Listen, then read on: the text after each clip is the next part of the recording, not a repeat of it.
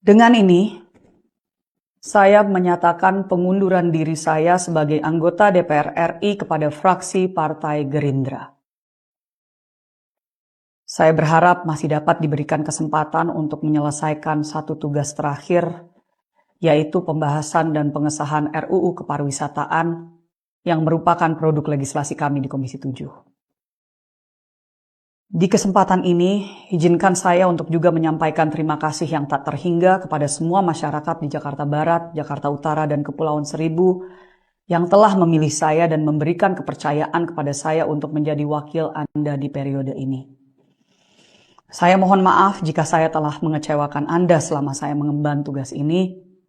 Dengan sisa dana yang masih ada di rekening khusus untuk dapil, saya akan terus memberikan bantuan alat kesehatan, pelatihan-pelatihan kewirausahaan, dan sebisanya mendukung pemberdayaan anak-anak muda di dapil saya sampai dana tersebut habis. Terakhir, saya tetap berkomitmen untuk berjuang melawan perdagangan orang, pengelolaan sampah berkelanjutan dan isu krisis iklim termasuk energi terbarukan, pemberdayaan anak-anak muda Indonesia, dan keterwakilan perempuan melalui semua organisasi yang saya pimpin maupun rintis.